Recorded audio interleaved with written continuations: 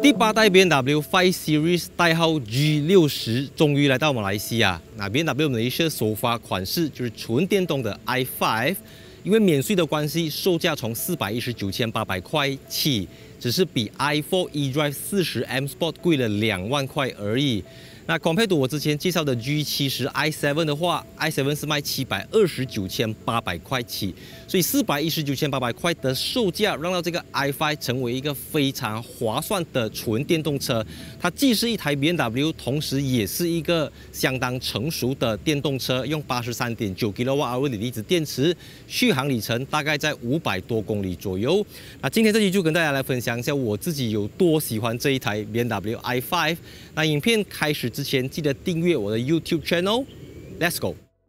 BMW Malaysia 为 G60 i5 提供4个颜色选择 ：Black Sapphire、Mineral White、Photonic Blue 和这个 M Brooklyn Grey。因为这是一个纯电动车，不需要进气，不需要吸气，所以它的 BMW Kidney Grille 是一个封闭式的，能够有效降低车子的这个风阻，让到车子在高速行驶的时候更加的节能，更加的省电。这个大灯是写着 BMW LED， 因为它是 Adaptive LED， 而不是这个以前的 Laser Light 这样子啦。这年头要找到一个大家都觉得长得还不错的 BMW 已经有一点难度，因为我们看回去 BMW i4。我们再看看 BMW iX， 我们再看看 BMW i7， 可能大家的意见都非常的两极化，有些人觉得很好看，有些人觉得很难看。当然，因为这个是 M Sport 套装，所以在前格栅下面就有很多黑色这些一块一块的黑色地方。如果你买的是过后，可能 BMW 会出 520i 还是 530i， 没有掉这个黑色元素，其实长得也不错。这个就是真的是非常的 M Sport 的感觉。当然，在它之上还有一个 i5。M60 xDrive， 所以它是一个 eDrive 40后轮驱动的版本。那车尾造型的话，我觉得 BMW i5 还有进步的空间，因为这个车尾灯呢非常小个，但是线条非常的复杂，有时候我不知道视线要往哪里放。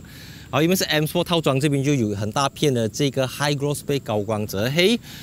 因为 BMW 5 Series 始终是一个讲求比较成熟的车子，它就不能够像 i4 设计到这么年轻、这么小混的一个车尾。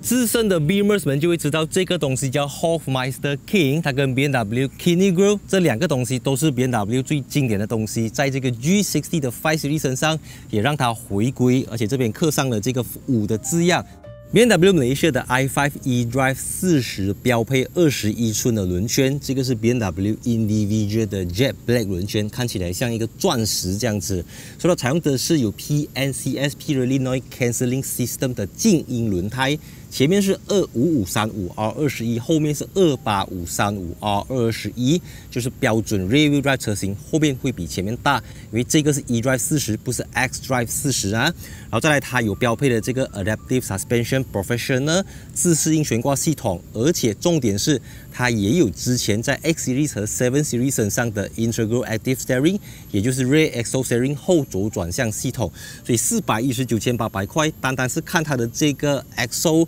前轴、后轴、轮圈的设置等等，都是非常的超值。当然，它少了这个东西，它不是 BMW 的 M Sport Brake 这个地方就打了一点点的折扣啦。第8代 G60 5 Series 的车身长度加长了97个 mm， 加宽32个 mm， 加高36个 mm， 最重要的就是它的轴距加长了20个 mm， 来到2995个 mm， 就是介于 BMW i4 跟 BMW i7 之间。所以毫无疑问的，这个5 Series 看起来它还是一个 Sedan， 而不是像 E-Class 跟 EQE 这样子。变成 EQE 的时候，就变成好像一个 Fastback、Sportback 这样子的造型，所以它的主打就是一个 Proper Sedan。当然，这个价钱你都知道，419,000，然后 i7 729,000，有其中一个最关键的差别就是它的车门呢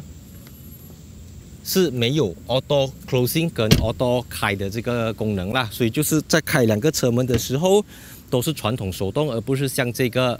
i7 这样子可以用电动的去关闭它。充电时间方面 ，BMW i5 全车系都采用83.9 kWh 的锂离子电池，所以 Malaysia version 的 i5 eDrive 40支援11 kW 的 AC， 大概8小时15分钟到100%， 还有 up to 205 kW 的 DC 快充。为什么讲 up to？ 因为这个是400V 不是800V 的平台，所以205还要看那一个充电桩本身能不能够给到你这么大的电量。BMW 本来是有说，2024年开始会提供给你从11升级到22，这样你在家里面充的时候就可以比较快。然后实际到底充多少，你就拿来除就好了，因为你就大概算它80 kWh， 如果是8个 kW 就是10个小时这样子，以此类推啦。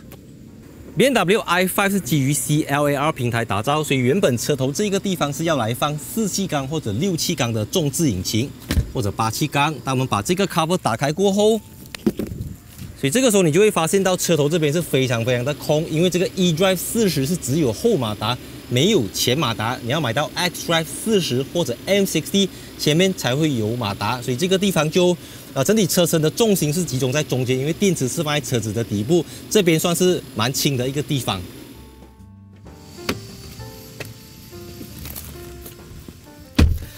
BMW 5 Series 的轴距是2995mm， 那7 Series 呢是3215个mm， 所以毫无疑问呢，它当然不像这个 BMW i7 这样子有那个 BMW Executive Lounge， 但我觉得坐在后面是蛮舒服的，因为这个 Merino Leather 它的酷炫比较软，整个皮质比较高档。现在是采用灰色的这个座椅，然后它还有这个全景式的玻璃天窗，它这边是没有一条骨这样子的啦。所以在后面我自己身高是178cm， 我觉得已经相当的成熟，而且它这边还有这个手动的遮阳帘，这边一块。然后后面这边还有一个小片的一块这样子，我觉得这个也是非常的细心，当然就不是电动的。然后有 Power and Wilkins 的音响 ，Aluminium 的盖，这边有 USB Type-C 的接口，可以给你附加选项去装一个荧幕这样子。然后这边有冷气出风口，可以调整风扇大小，吹哪里，2个 Type-C 的接口。再来这边也有这个armrest 给你放2个杯架这样子。那椅子可不可以往后倾倒？就跟一般的sedan一样，这边是拉不到的啦，你可能要去到后面的这个boot 那边才可以拉那个手把这样子。汽油版5 Series 的行李箱空间有520公升，但是 i5 就只有490，因为后面有电动马达。我现在放入一个我最喜欢的 Dual Luggage， 再放入一个我自己最喜欢用的 Dual 电脑 Bag 这样子，所以空间就是这样子。所以我们这样子来看，可以。如果你觉得这样子不够，你把这2个 handle 铺下去，你就可以把第2排的椅背倾倒。我们来把它放倒过后呢，这个时候你就可以进一步的去延伸你的行李箱空间这样子。但毕竟它还是一个sedan啦，所以开口面积就是一个非常典型的sedan。那这个 G60 5 Series 呢，我当然是非常喜欢的后座，但是它有一个缺点，就是地板中间凸起来的地方非常的高，因为它还是个 CLAR 平台，还是要兼顾到内燃机引擎，然后它还有 Mild Hybrid， 还有 PHEV 的版本。所以这台车子以这个价钱来讲，我觉得它绝对好过燃油版的什么530i 啦、E300啊。你看我家里之前那辆 E300 买到来也要400千，你拿2个400千来看那个 spec， 这样比哦，是不是？我已经数不清这是我第几次介绍 BMW 的电动车。iX、iX3、i4、iX1、i7、Mini Electric， 再到这个 BMW i5。我刚才驾了这台车子一段时间呢，我可以摸着我的良心讲，这是当今汽车世界里面最好用、最成熟的一套ecosystem。所有的按钮、旋钮、14.9寸的 Curve Display， 它摆放的位置不会太高，不会太低，还有这个12.3寸的电子仪表板BMW 的 My Mode 的功能，里面你可以切换不同的驾驶模式，然后这边有实体的这个 button， 左右两边都不是 Haptic Touch， 然后中间还有源自 i7 的这个 BMW Interaction Bar， 但这边就更加的简单，它只可以调整冷气跟一些功能，我觉得简单反而是好事啊，因为像 i7 那个包括开 Glove Box 都要透过这个地方去按，这边 Glove Box 就周围还是用按钮这样子。所以它跟 i7 最大的差别就是，当你打开车门过后，你踩你的 Brake Pedal， 它的车门不会自动关上。按 button 这边也没有 button 给你去关门，所以开关门都是需要自己用手来开关闭的。然后讲到设备的话，它最大的亮点就是650万18个 speakers 的 Bowers and Wilkins 音响。以前你买到520i、530e、530i 都是 Harman Kardon 的音响。Harman Kardon 不是不好，只是你都花了300多，接近400千，你还买到 Harman Kardon。现在是直接给你 Bowers and Wilkins， 就跟 BMW i7 一样。然后你可以用 Touchscreen，of course，Wireless Apple CarPlay、Wireless Android Auto， 你也可以用 BMW 的旋钮。它是一个 crystal clear 的水晶排档杆、水晶的 volume button 但是门板的地方就不像 xDrive 50这样子有满满的水晶。然后最大的亮点还有就是我应该是第一次在 non-M 不是 M5 的 BMW 5 Series 里面做到 Merino Leather。等一下我开一看啊。我不要干扰麦克风收音，所以我关掉 aircon。看我的汗已经滴下来了。可以。说我要讲什么了？我刚才要讲什么了啊？我忘记我要讲什么了。OK， 总之就是这台车子你要什么模式，它都可以给你什么模式。我该讲到 Merino Leather， 因为 Merino Leather 你知道 BMW 有分几个级别，我们从什么 Sensatec 然后 Dakota、Vernasca， 然后这个 i5 它同时提供的 Brown Color 的 Interior， 只是我们的试驾车，这台是黑色的，然后有这个玻璃天窗，你可以去使用它。那玻璃天窗我已经做过一支 video 讲啦，所以过后有疑问我再跟你们回答为什么要设计成这个样子。当然它是可以关闭的啦，就不像另外一个 brand 这样子不能够没有这个 roller sun blind 的。Right。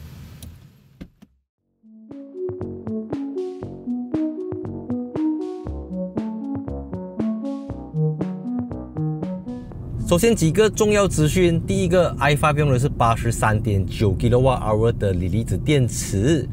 这个是 gross battery 啦，不是 usable 大概81点多。说不管是 eDrive 40、xDrive 40还是 M60 xDrive 都是 83.9 kWh。说续航里程最远可以到530多公里，我刚才一 start 车大概在550左右当然这个电动车的东西是很难有一个准的，因为每个人的驾驶习惯不同，然后你用这个 regen 的程度也不同。所以 BMW 就跟之前我驾的这个 i4 一样，其实那个 i4 也是 eDrive 40，所以整体来讲，这个 i5 跟我之前介绍的 i4 是非常像，只是同样的底盘，但是这个新的5 Series 啦 G60 的5 Series 它的这个 front suspension、rear suspension 都比之前更加的 stiff， 更加的整个用料都更加的足，你驾驶起来的时候它会更加的淡定。所以坦白说，我在这样子行驶跟7系列根本没有分别啦，所以有以400多千买到700多千的其实电动车eDrive 40是后轮驱动嘛，然后通常高配的，比如说 M60 才会去到 xDrive， 然后就会有4轮驱动系统。那你觉得那个应该比较好玩？但很多时候其实是 rear-wheel drive 会比较好玩啦，就是电动车其实在它的加速没有什么乐趣的啦，因为千篇一律的，你踩100次都是100次的表现，它不像变速箱这样子会有时候会 kick 一下，变速箱有时候会turbo lag 一下，会有一种节奏。电动车没有什么节奏的好像现在这个车子它有340 PS 430 Nm， 但这个是在 Boost 模式下啦。所谓的 Boost 就是我 click 下这个 button 10、9、8、7，它会在10秒里面给我这个超级无敌多的动力，就是一个顾名思义，它就叫 Speed Boost。所以我可以去到 Sport 模式踩这个后坐力很强这种弹射起步的功能，你无时无刻每一秒都像弹射起步。当你去到 Sport Mode 又在 Sport Mode 的情况下，你一点So 340 PS 430 Nm 大概就是在 530i 之上，所以我觉得这个 eDrive 40的动力它就相当于过去的 BMW 3.0 liter 6气缸 Turbo 引擎的这种感觉，可能是545i 之类的，所以你不用担心这个价钱。其实我真的想不到啦，如果 530i汽油版的跟它之前一样，我找不到一个要买 530i 的理由，真的。你看我们过 corner， Oh my god，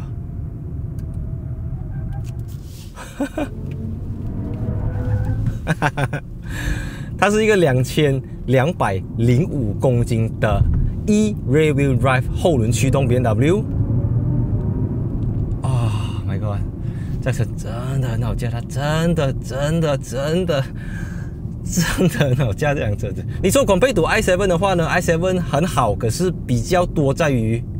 乘客的舒服程度，乘客坐到爽不爽 ，lounge， 这个从天而降的 DV 等等，这个是 i7 要强调的东西。可是5 Series。i5 真的就是一个 driver's car， 一个让量身为车主打造的。你偶尔需要载老板不用紧，不过大部分你要自己驾的时候，真的可以让你感受到什么叫驾驶乐趣 ，driving pleasure。我觉得 BMW， 你知道吗？在电动车的世界来讲，有很多的竞争对手啊，中国品牌、美国品牌、Tesla 等等。大家讲到0到100，它的0到100才多少？6秒而已 ，Come on，6秒。以前 BMW 讲哇，0到100 6秒好像很厉害这样，你看啊，我现在 boost 给 go，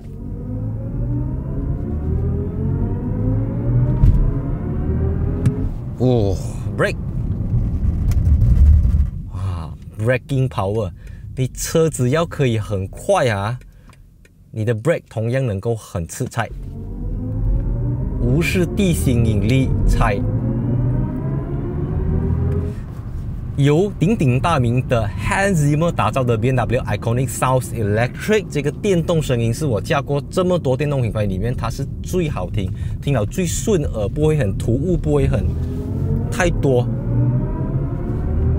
Oh my god！ 你看我现在看到这辆车啊，给 go， 没有你割不到的车，只有你不想割的车，猜。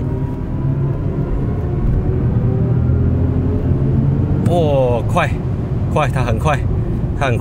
但是我现在不想这样快，我们再换去这个 Expressive Mode， OK， 猜。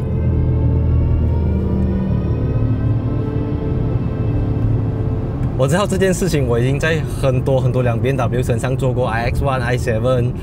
数不清了啦，但是每一次都会给我这种好像穿越时空的感觉，去到另外一个空间、另外一个维度的感觉。哇，这个底盘真的是强啊 ！I mean BMW 真的是 BMW 啊，它在造车方面啊，我们不要管它什么电池是谁的啊，电动马达是谁的啊 ，BMW 在 tuning、在操控、在驾驶乐趣方面，真的是冇得顶啊！你还可以去 active 一个叫 active maximum range， 就是叫 max range 的东西。所以当你 activate 了这个过后，它就会尽可能的去延长你的总行驶里程。所以这个时候呢，它就会将时速限制在90 km/h， 才到完了90吧。90就是90，因为坦白说，电动车就是只要超过90，它的 battery 就会下到非常的快，大概90、100就好，你可以跑太快。然后它的这个 maximum speed 是193个 km/h。如果你要驾一个电动车，你要驾超过200 km/h， 你可能要买到 Taycan。这个 Mercedes 的 EQS、EQE 这样子的车子，他们才可以去到。可是我觉得电动车，你就处在这个时速90、100、110，我就相当舒服了啦。你讲你要跑很快，没有 speed limit 的 ，of course 你买汽油车啦，你要买520i、530i 都 OK。当然我知道大家心中的疑惑就是，我来到电动车的世界 ，BMW 它还有没有优势？新能源车已经弯道超车，传统车企能不能够去应付他们？传统车企还有没有价值？还是说传统车企豪华品牌来到电动车世界就已经不再是一个豪华品牌？就像之前我去听这个 Rolls-Royce Spectre 的时候我记得 Rolls-Royce 讲了一句话非常清楚，这台车只是 Rolls-Royce First EV Second， 你要用419,800块来衡量，因为现在是 tax free 免税，它完全你找不到买回汽油5 Series 汽油版5 Series 的一个理由啦。那如果你家里是住 Lander 的，绝对没有问题。这个电动车的东西我已经不是第一次讲，我相信用了20-30甚至40多支 video 来讲这个东西，我已经不太需要一直去重复。不适合你就买汽油车，没有人逼你，对不对？如果适合你，特别在30-40万、300-400千的车子来讲，你知道吗 ？Apple 赌 Apple 啦，你这样来比，真的这台车子完全是没有话讲，好开，开慢好开，开快好开。而且我喜欢 BMW 的就是，你可以调整它的 Energy Recovery 的功能，你可以去到很强度的，所以当你去到很强度的，它就有一点像这个 B mode 这样子了，它是有 B mode 的哈，你把它往下推 ，OK， 所以这个时候就是 One Pedal Mode， 就好像我的 Tesla 这样子啦，所以你松开油门踏板，它就自己 brake， 所以 BMW 给你去选择，如果你不要这个 Energy Recovery， 你去到 Low， 然后回去 Normal， 它就会走，继续走这样子。然后有一个东西很重要，因为每一次当我们在讲 BMW 的时候，可能它的售后服务保养，可能是 Dual Class， 可能是 Jack F 的8速变速箱，BMW 的 B38、B48、B58 引擎，在保养方面的成本都会比日系车、国产车还要高。但是因为这个是 EV， 所以你就丢掉了这种传统的引擎、变速箱，很多的东西，很多很复杂的零件，在电动车上面都化繁为简，比较简单，所以你就少了以前你想要买德国车的那些头痛的东西，都可以抛诸脑后。So， 关于 BMW i5 还有什么我们可以再继续讨论，在影片留言区讨论。电动车的东西就大家成熟一点，大家 move on， 大家往前走，不要一直在那边原地打转这样子。我们往前走，往前探索，往前迈进，往前学习。我是戴主义，喜欢我的影片，记得分享、按赞、订阅、follow Instagram， 然后来一下 Facebook page。And see you in my next video. 3, 2, 1 cut.